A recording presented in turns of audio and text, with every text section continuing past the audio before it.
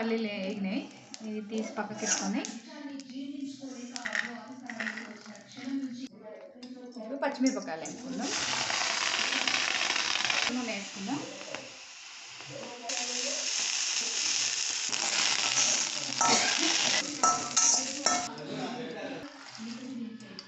ఒక tea spoon జీలకర్ర, అంతే, ఎక్కువ ఏం అవసరం లేదు. ఎక్కువ వేస్తే చేదు వస్తుంది. సరిపోయేంత ఉప్పు చట్నీకి.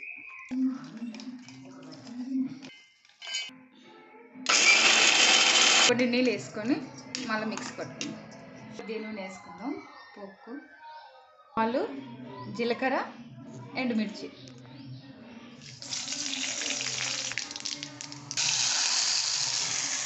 పోపు పెట్టుకున్నాం, అయిపోయింది. సరిపోయేంత పొంగనాలకు. అయితే దీనిలో ఏమేమి వేసిన అంటే హేమా, బియ్యము ఒక గ్లాసు, అంటే గ్లాస్ అంటే ఇంత చెప్పడానికి కాస్తున్నా 2 గ్లాసుల బియ్యం పోసిన. పెసర్లు, ఇంకా మన ఇష్టం పెసర్లు ఎన్ని వేసుకోవాలి అనేది. శనగలు ఒక గ్లాస్ అంతా వేసిన. మినపప్పు కొంచెం వేసి నానబెట్టిన. నిన్న మధ్యాహ్నం నానబెట్టి రాత్రికి మిక్సీ పెట్టుకున్నాం. ఇప్పుడు పొంగనాలు చేసుకుంటాం. ఓకే.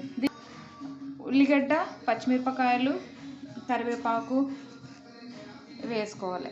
ఓకే. పచ్చిమిరపకాయలు సన్నగా కట్ చేసుకొని, ఉల్లిగడ్డ కూడా సన్నగా, కరివేపాకు దీంట్లోనే, కరివేపాకు కూడా ఉంది అన్నీ ఉంటే. కొత్తిమీర, ఇప్పుడు ఇంట్లో కొత్తిమీర లేదు కదా, కొత్తిమీర వేసుకొని బాగా కలుపుకొని పెట్టుకుందాం. పెన్నం వేడి అయినాక కొద్దిగా నూనె వేసుకుందాం.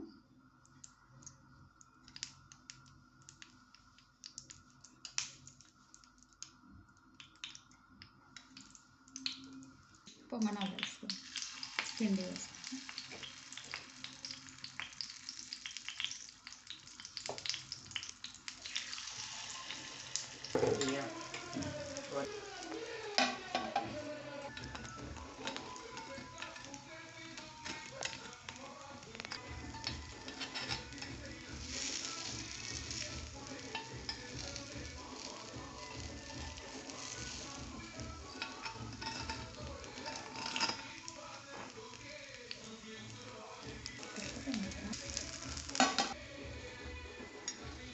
పొంగనాలు ఏమో కాలినవి తీసేసుకో.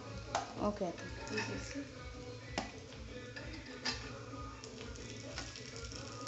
వీటినే గుంత పొంగనాలు అంటారు కదా. ఓకే.